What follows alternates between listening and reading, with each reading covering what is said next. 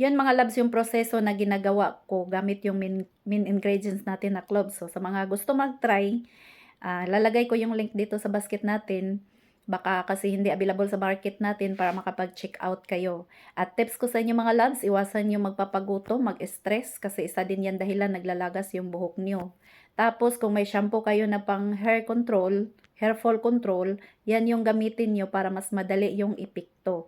Sa akin kasi hiyang talaga ako, ilang taon akong gumamit nito, ayaw kong magpawala. Yan. Kaya pagka medyo konti na lang, gumagawa na naman ako ulit.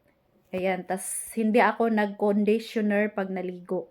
Ayan, subukan nyo, gawin yung pareho sa akin. Huwag kayong gumamit ng conditioner, tapos hayaan yung matuyo yung buhok nyo sa natural na paraan, hindi yung tipong binublower nyo. Tapos, huwag kayong magtaka na kung hawakan nyo yung buhok nyo, pagkatapos maligo parang magaspang siya, hindi malambot, matigas siya. Lalambot din yan mga loves pagka natuyo yan sa kanyo suklayin. Maganda yung resulta, yung tipong parang nagre-riban ka din. Sa akin nga sa katunayan, hindi ako gumagamit ng suklay eh. Ganyan talaga ako. Kahit doon sa Pinas, hindi talaga ako gumagamit ng suklay. Yung ginagawa ko lang pagkatapos ko maligo, pinapatuyo ko sa towel na basa. Meron talaga akong nakasiparit na towel na maliit. Yun yung pinagpunas-punas ko sa buhok ko. Tapos, hayaan ko matuyo siya ng natural. Bago ako papasok sa trabaho, kinuklose ko lang yan hanggang sa matuyo siya. Pag natuyo, saka ko na sinusuklay-suklay gamit yung kamay ko. Yan lang. Yung suklay ko nasa loob ng bag.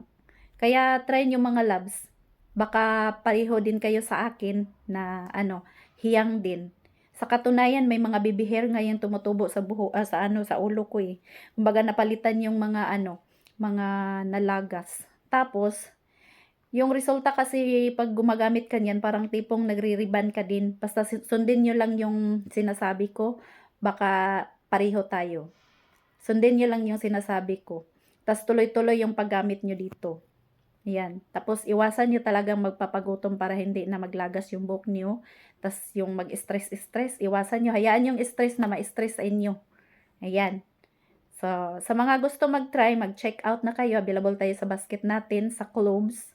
See you next time. Have a blessed day. Bye-bye. And good luck.